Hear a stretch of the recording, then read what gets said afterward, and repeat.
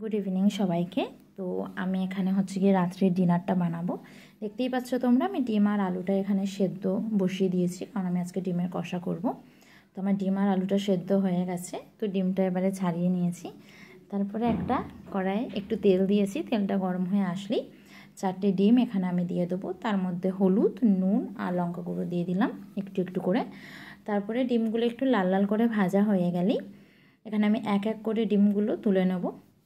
তুলে নেওয়ার পরে আমি সেই একই তেলেই যে আলুগুলো সেদ্ধ করেছিলাম সেগুলো হালকা আমি একটু এখানে ফ্রাই করে নেব।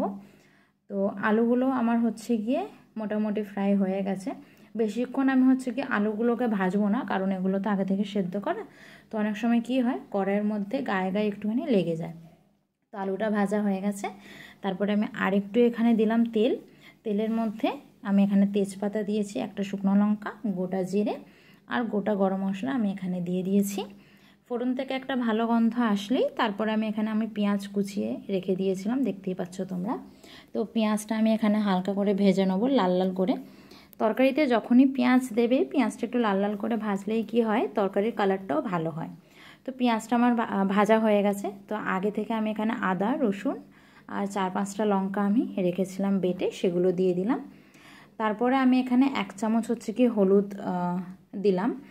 তারপরে 1 চামচ লঙ্কা গুঁড়ো। তারপরে হচ্ছে আমি বানিয়েছি মশলাটা, আমি এখানে বাজারের যে ধনে গুঁড়ো তারপরে জিরে গুঁড়ো এগুলো পাওয়া যায়, সেগুলো আমি ব্যবহার করি না, কারণ আমার না খুব রান্নাতে এগুলো বালি বালি মনে হয়, সেই কারণেই।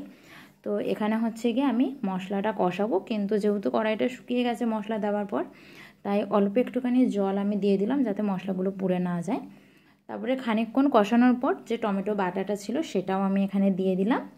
তারপর আমি একটু নুন এখানে অ্যাড করলাম। তো এখানে হচ্ছে গিয়ে ততক্ষণ আমি মশলাটাকে হালকা একটু ভাজবো যতক্ষণ সব মশলা থেকে, টমেটো থেকে কাঁচা গন্ধটা চলে না যায়। তো এখানে নুনটা অ্যাড করার পর আমি মিক্স করে নিলাম। তারপরে যেই একটু মশলা থেকে তেল ছাড়তে শুরু করবে, তখনই একটু আমি এখানে কড়াইশুঁটি অ্যাড করে দেবো। আমার কাছে অল্প একটু কড়াইশুঁটি ছিল, তো সেই কারণে আমি সেটা এখানে অ্যাড করে দিলাম, ভালোই লাগে খেতে বেশ। তো তারপরে এখানে কড়াইশুঁটিগুলো অ্যাড করার পর আমি 5 মিনিট মতন কষাবো। কষানো হয়ে গেলেই আমি এখানে আলুগুলো হচ্ছে গিয়ে দিয়ে দেবো। আলুগুলো দেওয়ার পরে ভালো করে মিক্স করে আরও 3 থেকে 4 মিনিট আমি কষিয়ে নেব। তারপরে জল দেব, জল দেওয়ার পর একটুখানি চিনি দেবো, আর ওপর থেকে হচ্ছে গিয়ে গুঁড়ো গরম মশলা আমি একটু ছড়িয়ে দেবো।